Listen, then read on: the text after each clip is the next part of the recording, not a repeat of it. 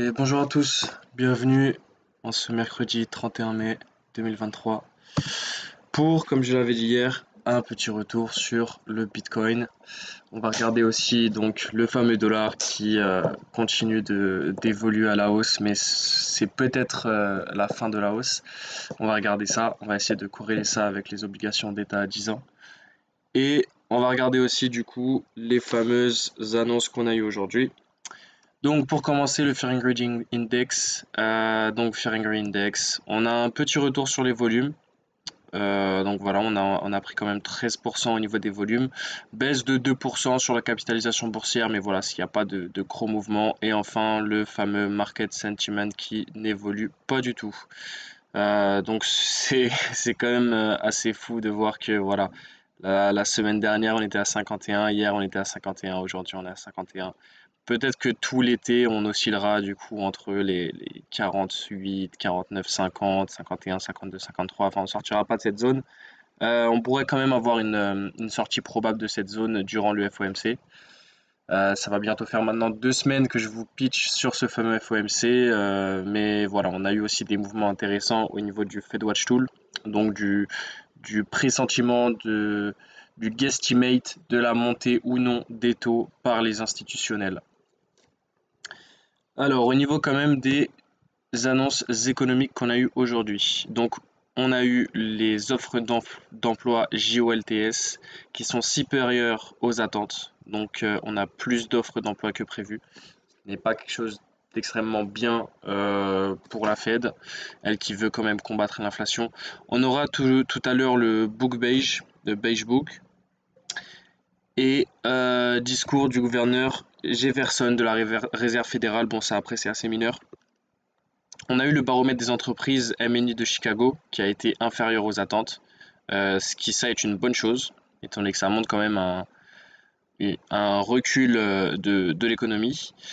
Et on attend du coup demain le PMI manufacturier et enfin les taux de chômage et salaires non agricoles de vendredi. Alors, vis-à-vis des offres d'emploi JOLTS, on avait donc des attentes depuis la montée des taux de, de mars, on avait des attentes pour que la valeur tombe au moins 2, voire que ça oscillerait au niveau des zéros. Pour le coup, ça n'a pas du tout été le cas. On est resté toujours sur la valeur des 10 000. Donc, on reste au niveau des 10 millions, à peu près 11 millions d'offres d'emploi qui ne trouvent pas preneur. Au niveau de l'inflation, on a eu un rebond, enfin. Donc on a arrêté cette dégringolade. Déjà hier, j'avais dit que voilà, on avait un espèce de flat qui était en train de se faire, donc ce qui est plutôt rassurant. Donc voilà, on a rebondi de 2,84, on est passé à 2,90, c'est pas énorme, mais ça montre quand même que la déflation n'arrivera pas tout de suite. Parce que si on continuait comme ça à baisser sans jamais s'arrêter, ça commence à être très dangereux. Et ce qui peut du coup être un résultat de l'investissement de la Fed dans l'économie. En parlant d'investissement de la Fed dans l'économie, le fameux CME Fed Watch Tool alors a encore augmenté, donc on est passé de 66 à 73. Donc voilà, maintenant on n'a plus que 26% des institutionnels qui price pas de hausse pour du coup le FOMC du 14 juin. Si jamais on aurait une hausse, donc le 14 juin, il faudrait revoir toutes les métriques vis-à-vis du dollar, vis-à-vis du Bitcoin, vis-à-vis de l'or, enfin vis-à-vis de tous les actifs qui sont corrélés au dollar. Parce que du coup, on pourrait avoir vraiment une sous-performance de ces actifs. Mais ce qui pourrait être une bonne nouvelle pour le Bitcoin, car on pourrait revenir sur des zones clés où apparemment le prix ne compte pas revenir, vu la demande qu'il y a dessus.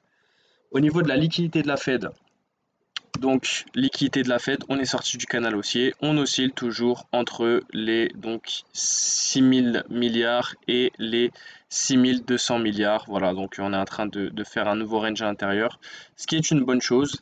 Mais bon, est-ce que du coup on pourrait avoir le paradigme de augmentation de taux et réallocation de capitaux de la Fed dans les marchés? Ça pourrait être envisageable, mais bon, ce serait pas le meilleur scénario. Après, tout est possible en soi hein, avec la Fed, surtout depuis les 2 ans qui sont passés. Maintenant, encore une fois, je ne comprends pas le paradigme qui pourrait dire que on continue d'augmenter les taux. Peut-être qu'on aura une réponse avec le taux de chômage des salaires non agricoles demain. On verra bien. Enfin, vendredi, pardon. Et au niveau des metrics du Bitcoin, alors j'avais regardé ça ce qui était assez intéressant. Donc on avait au niveau des actives wallets, donc des wallets actives sur le Bitcoin, on avait donc ce gros range avec, on va dire, la médiane du range aux 800 000. On l'avait quitté par le bas. Donc c'était en mars qu'on avait quitté par le bas et voilà qu'on est revenu donc dans la médiane du range au niveau des 800 000 et ce qui est intéressant c'est surtout au niveau des transactions de Bitcoin. Donc on a eu ce range pendant des années où on était entre 200 et 300 000 transactions par jour et voilà que on est monté jusqu'à 600 000 transactions, même 671 000, et voilà qu'on est en train de faire un nouveau range avec une médiane à 500 000 $. Donc, ce qui est très intéressant pour la valorisation de cet actif. Au niveau de l'alcool season, bah écoutez, on avait un début de rebond après que voilà on se soit écrasé au niveau des 4, on a eu un rebond, on était passé à 7, on a retenté de repasser à 7, mais voilà, tant que les marchés, tant que vous avez toujours cette incertitude au niveau de la montée des taux, au niveau du resserrement monétaire et du retrait de la liquidité dans les marchés, le meilleur actif au niveau des cryptos à avoir pour se hedger sur ce paradigme reste le Bitcoin. Donc, à voir à quel moment on aura un arrêt de la hausse des montées des taux. Peut-être que là, on pourra avoir un renversement de la Bitcoin Season vers l'altcoin Season. Mais encore une fois, vu la rareté des capitaux qui sont investis sur les marchés, il faut plus s'attendre à une réallocation des capitaux dans les altcoins qui ont déjà des grosses capitalisations et qui ont des métriques très encourageantes plutôt que sur des nouveaux projets qui viennent de sortir et qui n'ont encore rien prouvé. Et ça peut se voir aussi au niveau donc de l'Ethereum Bitcoin, donc le chart Ethereum sur Bitcoin. On voit que l'Ethereum, voilà, il oscillait au niveau des 42, il essayait de taper les 50 et de break donc cette résistance.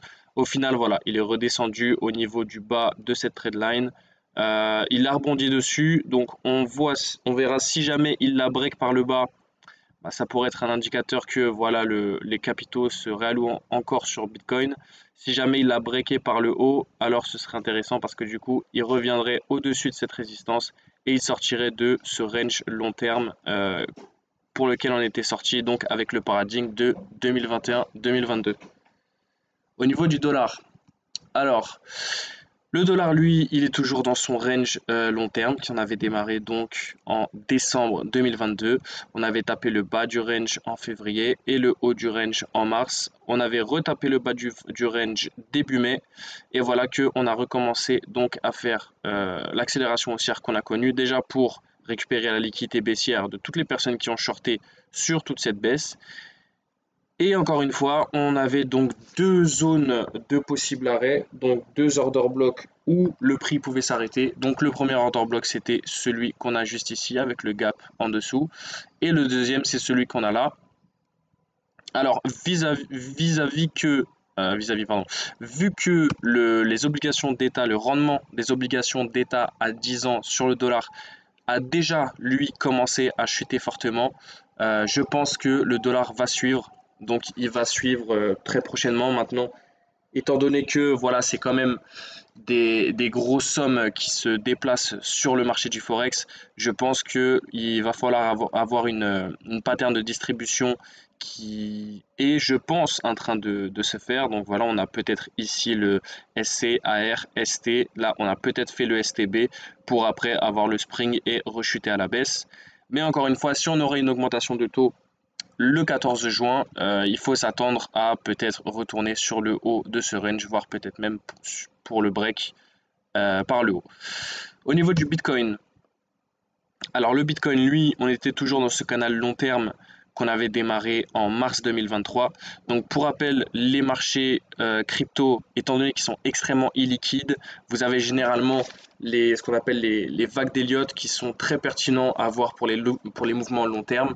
Donc on avait ici une vague de hausse, une vague de correction, une deuxième vague de hausse. On est actuellement sur la vague de correction et on attend la troisième vague de hausse qui peut arriver peut-être cet été, peut-être à la rentrée, à voir. Maintenant, avec donc le fameux FOMC qui arrivera à ce moment-là, je pense qu'on peut continuer encore de ranger, peut-être même ranger et retourner sur cette zone donc des 25 000, là où on va voir sur MobChart, on a pas mal d'ordres en attente de venir fill, mais en réalité les gros ordres, donc le gros hub de liquidité sur le Bitcoin se trouve pour le moment à ce niveau-là. Alors j'ai toujours le bug sur TradingView.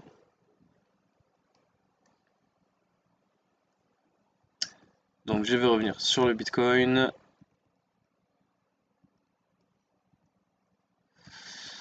Voilà, donc au niveau de MobChart, c'est vraiment sur cette zone qu'on a énormément d'ordres en attente à aller fill. On va regarder aussi au niveau de l'Open Interest. Donc l'Open Interest, on voit que on a eu une hausse de l'Open Interest donc à partir de ses plus bas et qui s'est arrêté juste ici. À partir de là, donc on a une baisse de l'Open Interest, ce qui signifie que, vous voyez la trendline qu'on a ici, dès que le prix est venu au-dessus, on a eu du coup tous les shorters qui sont sortis. Donc voilà, ici vous avez eu un rachat massif des shorts, ce qui a permis du coup de bloquer la hausse de l'Open Interest et même de commencer la chute, étant donné que après avoir liquidé les shorts, on a commencé à liquider les longues. Mais je pense que on pourrait avoir une hausse de l'Open Interest. Déjà, on voit qu'il n'est pas revenu sur la médiane, donc des 8,450 à peu près, 8,460. On reste toujours au niveau des 8,700, 8 milliards 700 millions du coup d'Open Interest. On voit sur MobChart que voilà, on a énormément d'ordres à aller chercher, donc jusqu'à l'order block qui est ici au niveau des 25 000. Donc ici, vous avez un hub de plusieurs milliers de Bitcoin à aller chercher. Donc voilà, entre les 25 600 et les 25 000. Ce qui pourrait être intéressant d'aller les chercher, pour rappel encore une fois, c'est sur des futurs. Les futurs, c'est du coup 3 rétributions pour les brokers. Or, qui sont ceux qui peuvent manipuler les cours? Ce sont ceux qui ont la supply. Et ceux qui ont la supply, ce sont les exchanges. Donc, il est intéressant pour eux d'aller chercher ces hubs de liquidité avant de repartir à la hausse. Maintenant, je pense que eux-mêmes, ça ferait bien que si on aurait une hausse des taux au niveau du 14 juin, on peut s'attendre à un retrait de liquidité sur le Bitcoin. Mais encore, c'est pas sûr, parce que du coup, si jamais on a encore une hausse de taux, ça pourrait encore plus fragiliser le système bancaire et donc avoir une réallocation des capitaux pour se hedger contre des faillites bancaires. Et là-dessus, on sait que l'or et le Bitcoin sont de très bons hedges. Donc, on pourrait avoir de nouveaux capitaux qui rentreraient, qui pourraient permettre du coup de compenser ceux qui seront retirés. Mais en tout cas, du coup, on a toujours notre zone à ce niveau-là, donc des 25 600, 25 000 à aller chercher pour continuer la hausse. Mais en attendant, on a quand même extrêmement peu de place de vide. Donc ici, on peut voir quand même qu'on a 3000, 1280, 1500, 600 bitcoins à aller chercher, donc juste sur cette zone-là. Donc la zone du coup que j'avais mis en gris. Donc voilà la zone qu'on a ici. On voit qu'on a énormément de Bitcoin en futur à aller chercher à ce niveau-là. Peut-être qu'on va profiter du coup des news de vendredi et de jeudi pour aller les chercher. Et ensuite du coup pour arriver sur cette zone et continuer le range. Peut-être en arrivant sur cette zone, on arrivera au FOMC et là on pourra du coup démarrer du coup le mouvement haussier si jamais on n'aurait pas de hausse de taux. Parce que étant donné le nombre de personnes qui price une hausse de taux, si on n'aurait pas du tout de hausse de taux le 14 juin, vous aurez du coup un bull run qui pourrait se mettre en place, du moins pour au moins retrouver donc les zones de ce canal haussier et peut-être travailler même au-dessus. Mais voilà, étant donné qu'on a un gap juste au-dessus, je pense que on pourrait avoir quand même pas mal de range histoire de remplir le carnet d'ordre dans cette zone où il est assez vide. Voilà, bah écoutez, je vous souhaite une bonne journée. Normalement, demain, si j'ai un moment, je ferai un brief sur Ethereum. Sinon, on se dit du coup à ce week-end pour faire un retour sur les S&P.